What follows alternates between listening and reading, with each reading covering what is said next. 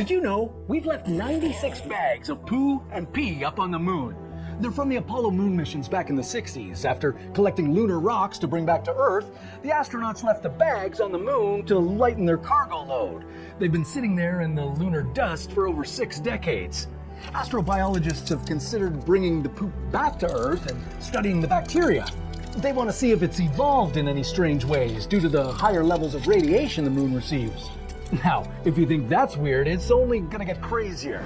We've left some pretty wild things in space, from kitchen appliances to art made for aliens. Some of the weirdest things are golf balls. In a 1971 mission to the moon, astronaut Alan Shepard snuck the head of a 6-iron and a few golf balls on board.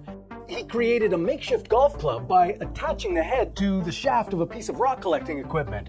Shepard didn't stop there. He went ahead and hit a couple of balls. He said they went a couple 100 meters, so he didn't bother collecting them, leaving them on the moon. In 1977, when Voyager 1 and 2 were launched, a special item was put on board. Carl Sagan and his team created a 30-centimeter golden LP record for each ship.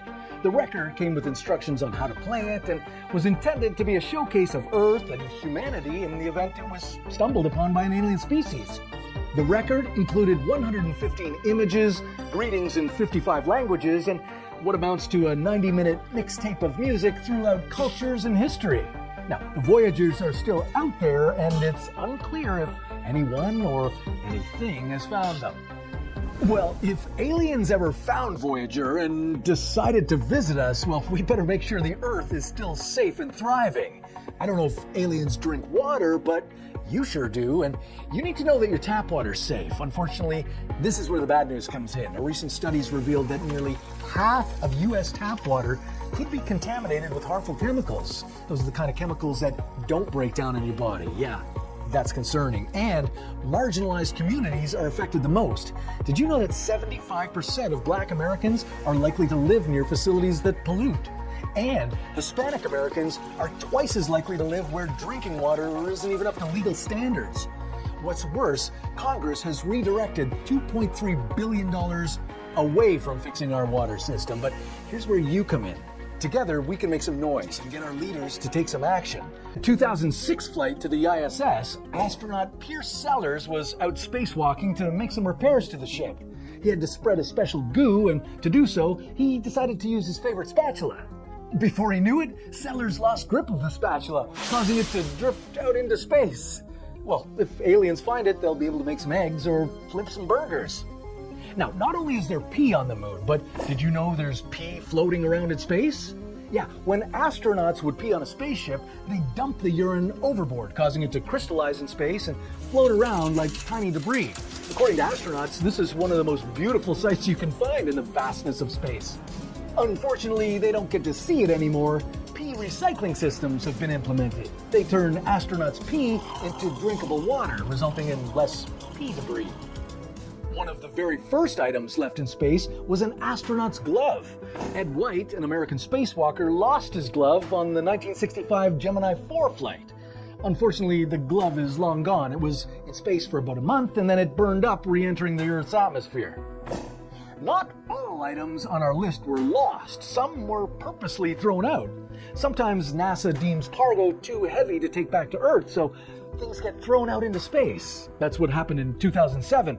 A 635-kilogram tank of ammonia was thrown overboard at a space station. The ammonia was part of the cooling system, but when the AC was upgraded, the ammonia became unnecessary. A year after it was thrown out, it burned up while falling toward the South Pacific Ocean. In 1992, ashes from the legendary Star Trek creator Gene Roddenberry ended up in space. It was one of his last requests before he died. A small capsule of his ashes flew up in a spaceship and was then thrown overboard. It most likely burned up in the atmosphere shortly after. Before the Apollo 12 mission, sculptor Forrest Myers had an idea to bring a piece of art to the moon. He decided to take this small ceramic wafer and get 6 artists to sketch on it, one of them being Andy Warhol. Myers could never convince an astronaut to bring the art on board, so instead he convinced an engineer working on Apollo 12. The engineer hid the ceramic wafer underneath the gold blanket that was on the bottom half, which ended up crashing on the moon. Now, we should mention that NASA has never officially confirmed this, but Myers claims it's true. While using a lunar rover to explore the moon, Charles Duke left a family photo of himself, his wife, and his kids. On the back, Duke wrote a message in case anyone found it. This is the family of astronaut Duke from planet Earth. Landed on the moon April 1972.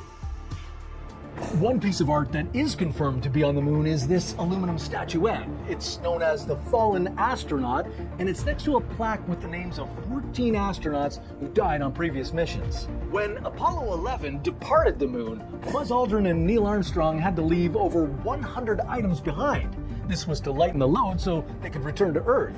Some of those items included cameras, space gear, and of course the US flag, but one of the more interesting items was a small silicone disc. It was engraved with almost 100 messages from NASA employees, as well as from US and world leaders.